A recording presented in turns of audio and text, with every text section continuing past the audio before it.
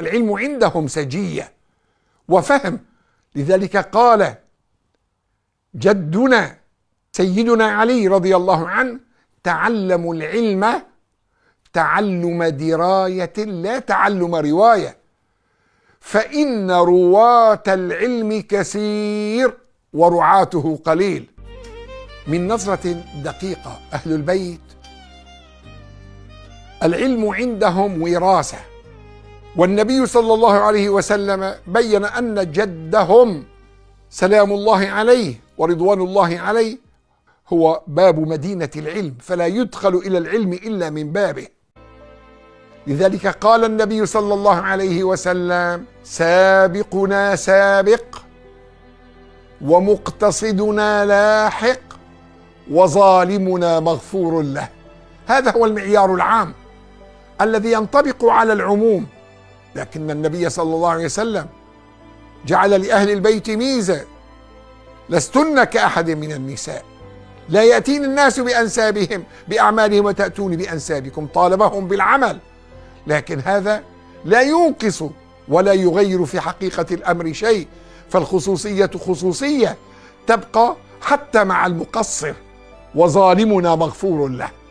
يجب أن نأخذ الأمر على أساس سابقنا سابق ومقتصدنا لاحق وظالمنا مغفور له. حينما سأله بعض الصحابة: هل خصكم رسول الله صلى الله عليه وسلم آل البيت بشيء بقرآن غير هذا القرآن؟ قال: لا، إلا هذه الصحيفة وفيها ما يتعلق بالديات وفكاك الأسير وما شابه ذلك.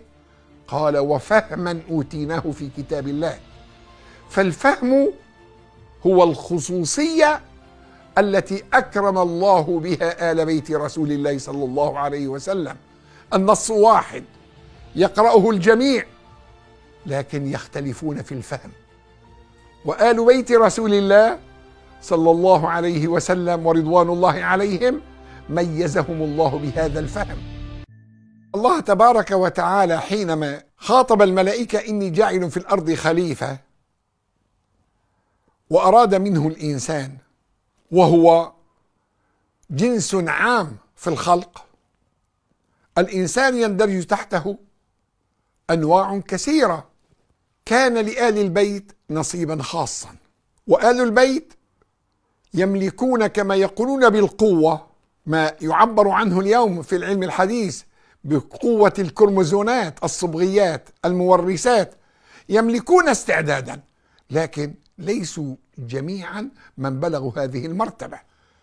لهم حصانة، وهي حصانة القرب، وحصانة القرب لا تغير شيئا في أحكام الشريعة ولا توجهاتها، لكن هذه خصوصية. فأهل البيت رضوان الله عليهم يملكون بكرم الله عز وجل من خلال هذه النسبة الشريفة خصوصية، لكن تختلف من واحد لآخر بحسب الزمان والمكان، لكن هذا لا يلغي مكانتهم ولا يؤثر في خصوصيتهم.